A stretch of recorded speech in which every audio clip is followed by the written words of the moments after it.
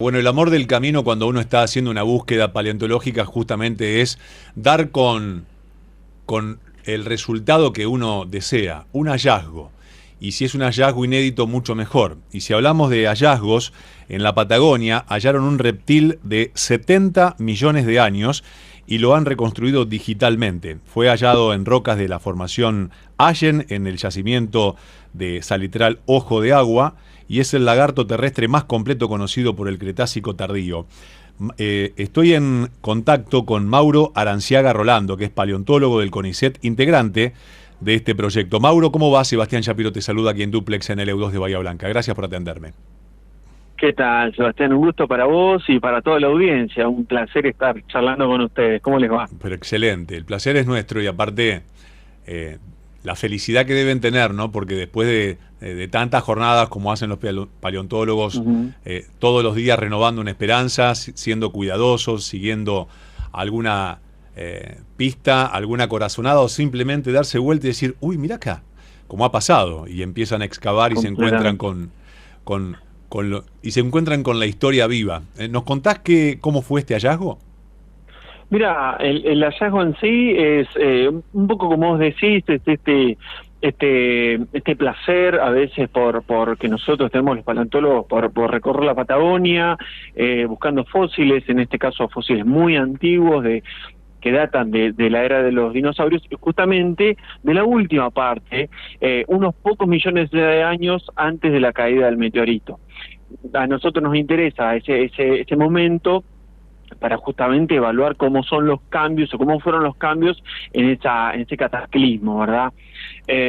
Por suerte la Patagonia es muy rica en fósiles, sobre todo fósiles de dinosaurios, y justamente Río Negro fue el escenario, si querés, de este hallazgo. Nosotros estamos en estas, como vos decís, en formación Allen, en estos sedimentos tan ricos, trabajando ya hace varios años, y bueno, hace unos poquitos años estábamos excavando un montón de fósiles de dinosaurios, también fósiles de otros animalitos más pequeños como pequeños mamíferos, pequeñas lagartijas, pequeñas serpientes, en un lugar que debería haber sido como una especie de laguna entre médanos, como algunos lugares donde uno puede visitar en lugares cerca de la costa hoy día, ¿verdad? Y donde ve esas pequeñas lagunas entre los médanos, que es una mezcla entre agua dulce, agua salada, y que hay un montón de animalitos.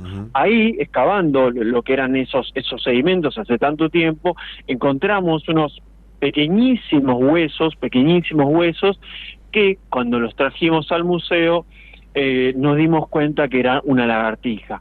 No solo una lagartija y una nueva especie, sino también la más completa que se ha encontrado para Argentina. Pensá lo siguiente, cuando uno piensa en un fósil, está pensando en un hueso de un dinosaurio.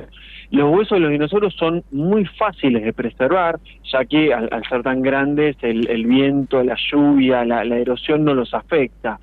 Lo opuesto, el caso contrario, ocurre con huesitos tan pequeños. Si estamos hablando de huesos pequeños, estamos hablando de un reptil de poca envergadura. Claro. ¿De qué tipo de reptil estamos hablando de esta lagartija? ¿De cuántos centímetros estamos hablando? Mira, y también te completo la pregunta para que te explayes. Sí. ¿Cómo estos huesos tan pequeños pueden tener un estado de conservación tal después de 70 millones de años que les permita dar con la especie concretamente? Bien, el animalito el cráneo tiene más o menos 2 centímetros de largo, o sea, imagínense que es algo muy chiquitito. El animal en total, por ahí la longitud no la conocemos porque la cola a veces suele ser muy larga, pero debe haber tenido unos 15 centímetros de largo. Son animalitos chicos, como cualquier lagartija que uno se puede cruzar, y seguramente tenía algún aspecto muy parecido a las lagartijas que a veces nosotros nos encontramos en los patios, o que vamos caminando y se cruza rápidamente por el camino. Entonces es una lagartija, si querés, externamente muy parecida, pero la diferencia es que esto es un ancestro de todas las lagartijas que vemos hoy día. Ese es el tema. Pensar lo siguiente, cuando nosotros retrocedemos en el tiempo a lo largo de la historia de la vida, te vas a empezar a encontrar con los ancestros de los humanos, Claro. y más atrás los ancestros de los mamíferos, y más ancestros los ancestros de todos los animales, y eso un poco ocurría con este animal que se llama Paleotheius. Es el ancestro de un montón de lagartijas y de un montón de reptiles hoy día que habitan incluso Patagonia, y algunos podrían incluso encontrarse en la cercanía de Bahía Blanca. Tal cual. El estilo de vida también era parecido, comía pequeños bichitos. ¿Cómo se estudia un hueso de estas características, los fósiles de estas características, y también esta reconstrucción digital perfecta que han logrado? Mira, un poco se empieza, si querés, con una microtomografía. Las microtomógrafos que usamos son parecidos, o es una tecnología similar a los microtomógrafos de los dentistas, por ejemplo. Entonces lo que hacemos ahí es lo sometemos a un mismo proceso, porque siguen siendo huesos, o en realidad huesos convertidos en piedra, dicho de manera muy simple. Y después, mediante algunos programas, lo que hacemos es una preparación digital. ¿Qué quiere decir eso? Que separamos lo que es el hueso de la roca, de la misma manera que alguien podría separar nuestros dientes del hueso o de la carne. Después ahí también nos ayudamos con, obviamente, por el minúsculo tamaño de cada una de las piezas, con lupa. Una de las autoras del trabajo es Ana Moreno Rodríguez, que es técnica también de CONICET, y ella trabajó todo, no milimétricamente, porque eso sería muy grande, casi micrométricamente.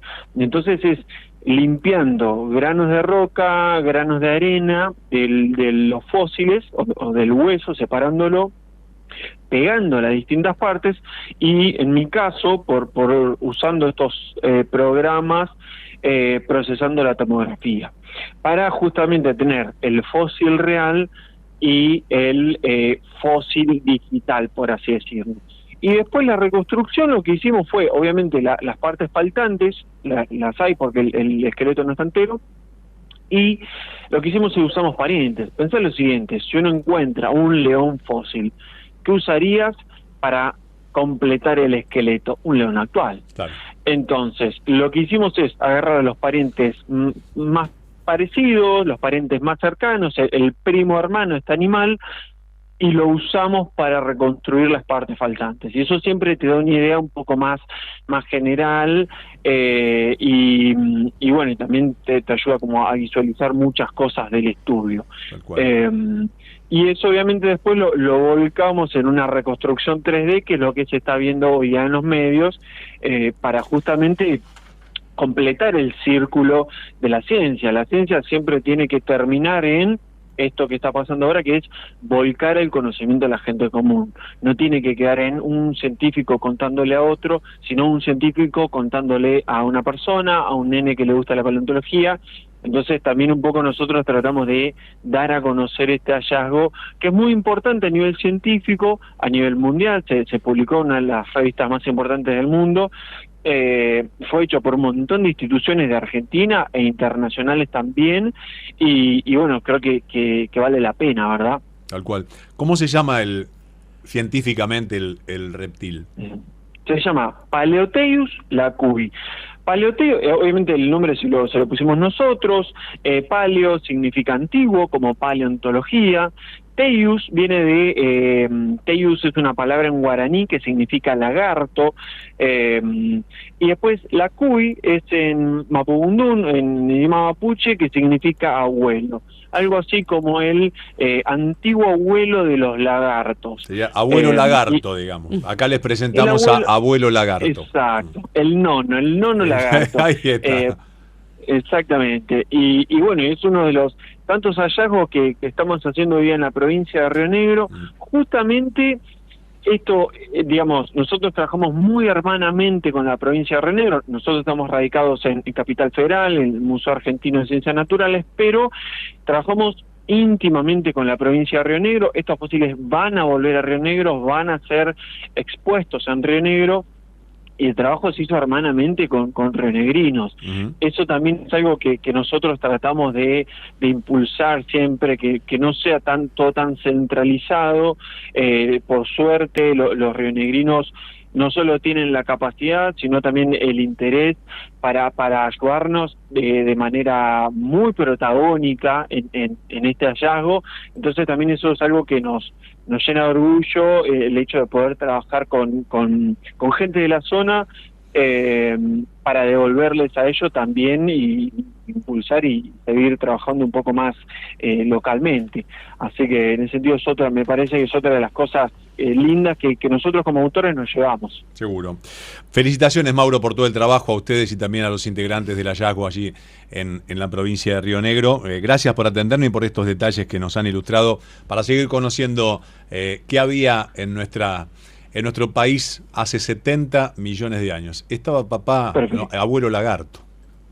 Muchas gracias. Que tengan muy buenas tardes. Un abrazo. Mauro Aranciaga Rolando, paleontólogo del CONICET, integrante del proyecto.